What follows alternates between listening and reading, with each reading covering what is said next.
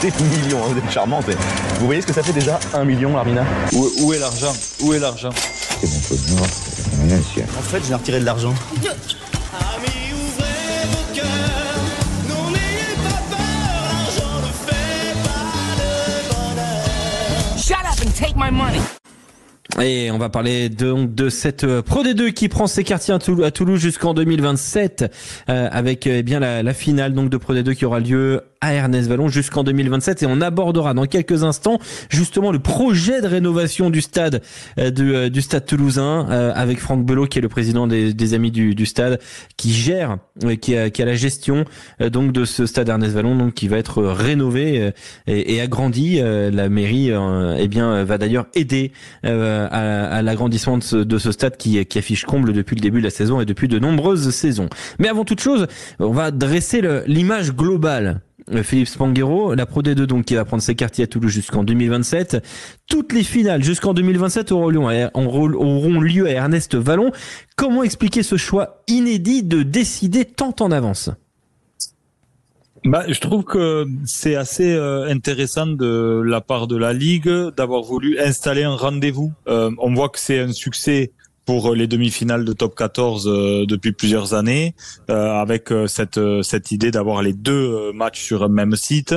On voit aujourd'hui que la Pro D2 fait recette, que ce soit en termes de public ou même d'audience. Donc c'était intéressant de traiter ça d'un bloc sur plusieurs saisons. Ça amène aussi des facilités organisationnelles pour la Ligue qui sait sur plusieurs années comment les choses vont se passer, qui vont être leurs interlocuteurs.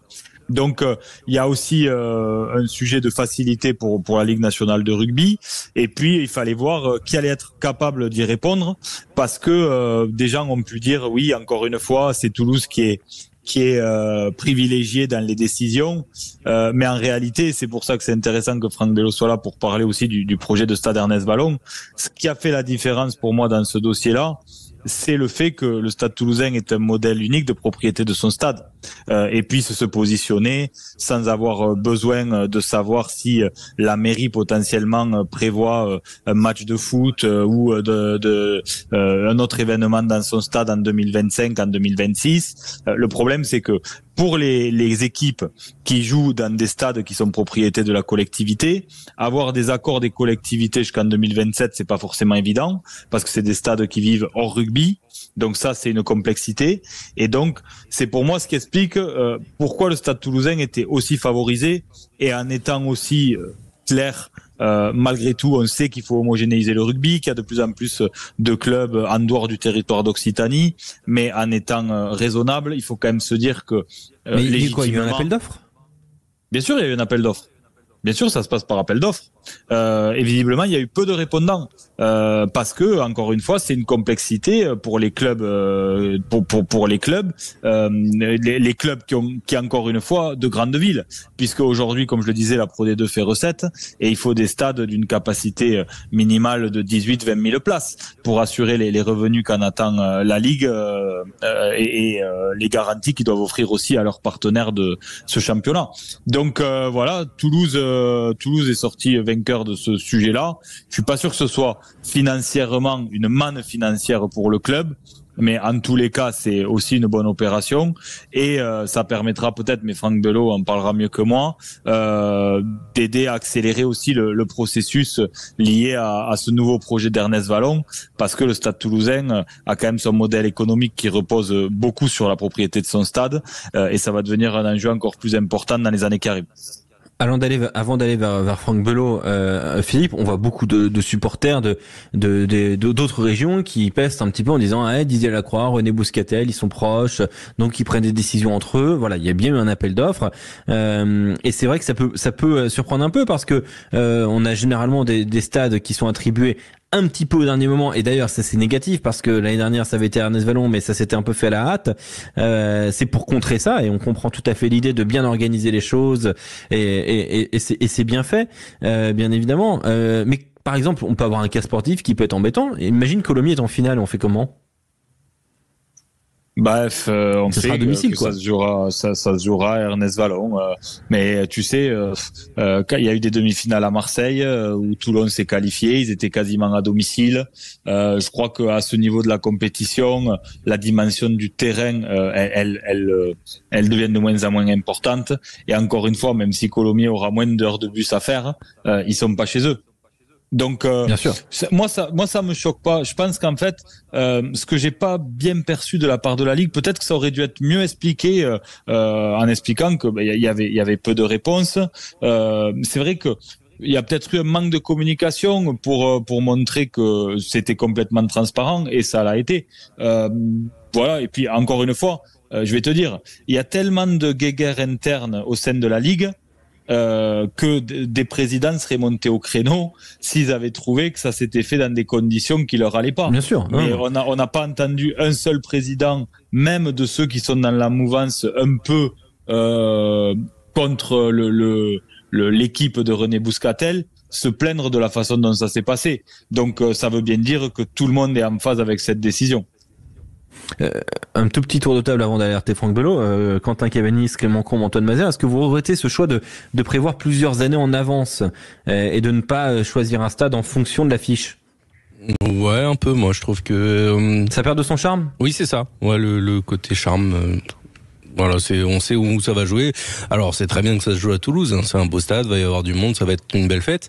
Mais le fait de pas tourner aussi, de pas laisser les autres profiter de la fête un petit peu, ça me dérange un peu. Antoine? C'est surtout le fait, pour avoir eu un petit peu des échos au niveau de la Ligue, c'est surtout le fait d'installer un événement, un rendez-vous, et surtout de travailler un produit de qualité. Et lorsque, on va dire, tu choisis son stade veut dire un petit peu dans les derniers moments, t'as pas forcément pour la Ligue le temps de pouvoir installer un produit de qualité. Ils veulent vraiment faire autre chose qu'un simple match de rugby, vraiment travailler une finale pour que ça soit une vraie fête du rugby.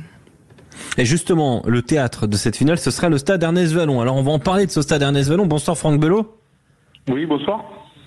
Bienvenue sur Sud Radio. Plus de 300 matchs avec le Stade Toulousain, une sélection en équipe de France en 2000, né à Tismons, voilà, dans l'Essonne, une très très jolie carrière. Très joli parcours. Bah oui, on salue le club de rugby d'Atismons qui est généralement en entente avec le club de Chili-Mazarin, notamment chez les filles. Grand club qui a été un grand club de rugby féminin notamment. Franck Belot, désormais vous êtes à la tête donc de l'association les Amis du Stade. Vous êtes propriétaire du stade Ernest Vallon avec cette association et ce stade va changer parce qu'il affiche complet régulièrement. Il y a quand même quelque chose d'important qui se met en place. Philippe et Franck, évidemment, je vous laisse en parler. Vous êtes plus à même d'en discuter, mais c'est vrai que c'est un sujet important. Ernest Vallon affiche complète tous les week-ends. Oui, l'affiche complète parce que la performance sportive est là actuellement. On a connu des années un petit peu moins euphoriques. Pour revenir sur la Pro D2, je pense que la Ligue a fait un appel à candidature. Il n'y a pas eu beaucoup de répondants. La Ligue a la volonté d'avoir un produit stable commercialisé très tôt pour éviter les tribunes pas assez remplies le jour des finales.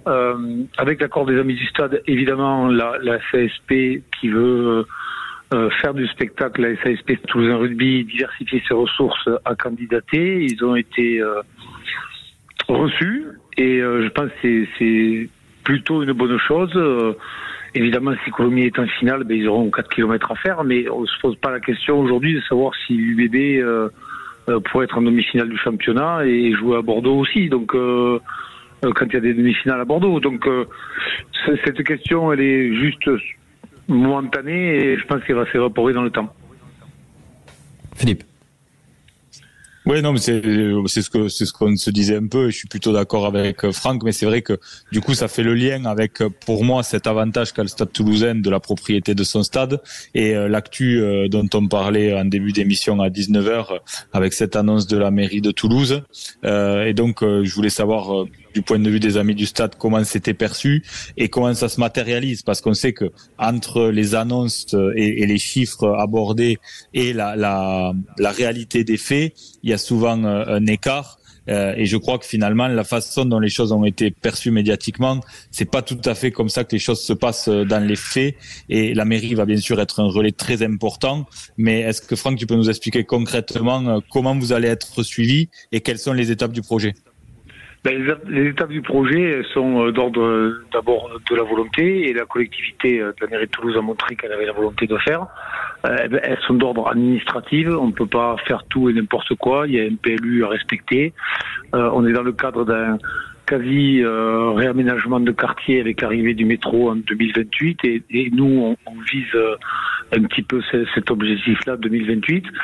Maintenant, ce qu'il faut savoir, c'est que même si Ernest Vallon est un stade privé, puisqu'il appartient à une association à but non lucratif qui le met à disposition gratuitement du Stade Toulousain Rugby, du Stade Toulousain Tennis, et qui accueille également le TO13. C'est un stade qui a 45 ans, qui a été conçu dans les années 70, qu'on a agrandi, amélioré, entretenu, mais qui est aujourd'hui vétuste, pas adapté à la pratique professionnelle.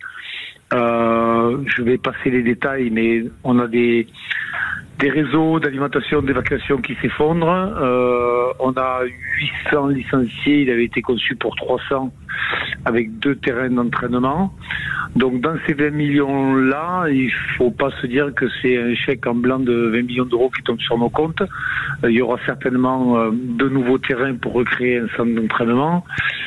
Et avant l'augmentation des places, qu'elles soient d'hospitalité, c'est-à-dire loge pour les partenaires, ou de places sèches, et on tient beaucoup à ça pour le grand public qui puisse venir plus nombreux.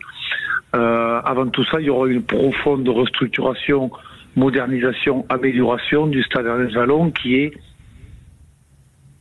très très obsolète. On l'aime, on l'affectionne, mais il est très compliqué à travailler.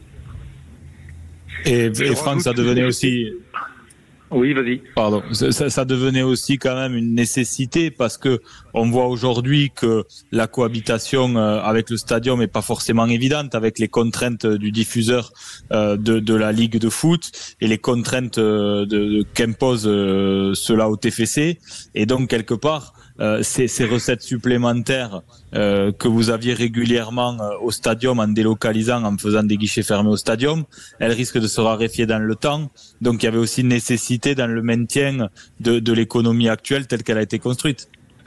Bien sûr, le TFC montant en puissance, il est de plus en plus compliqué d'aller au stadium pour des matchs phares qui augmentent nos recettes. Donc ça fait partie des enjeux à venir.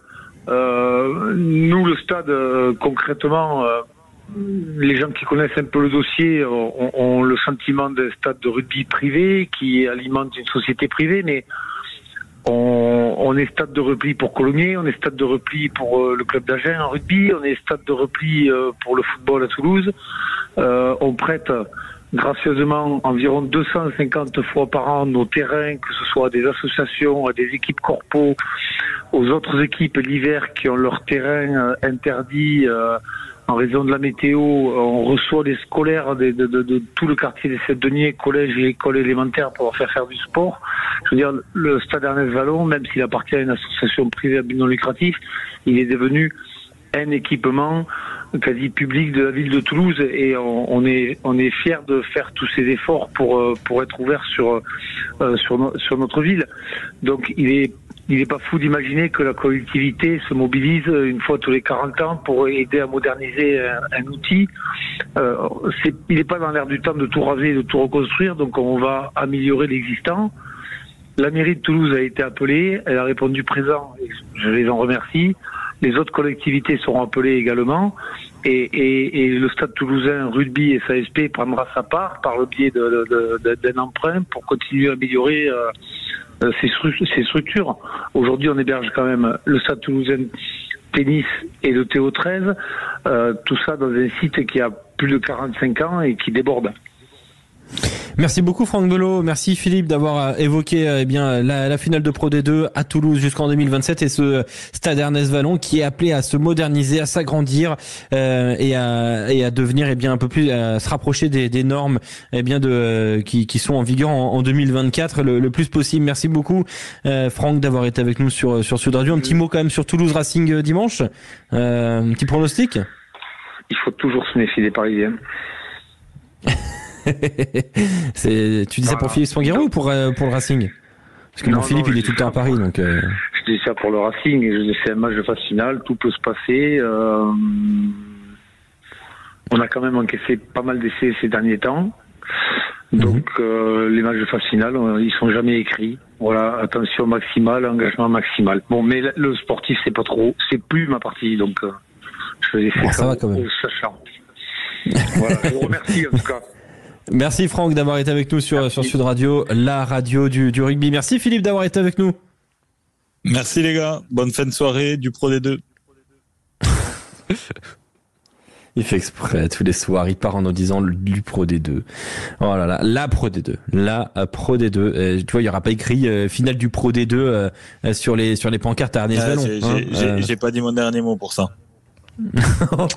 Si t'arrives à faire ça. Franchement, Philippe, française, s'il y a écrit à Ernest Vallon finale du Pro D2, je m'incline. Et je te dirai du Pro D2 jusqu'à la fin de ma vie, Philippe. Tu sais que je suis prêt à monter une société, à acheter le naming et à l'appeler du Pro D2 pour que ça porte le nom. Il en est capable. Bah vas-y, je te modifie, mais t'as pas le temps pour ça, t'es déjà bien trop pris. Philippe, à demain. Salut, à demain.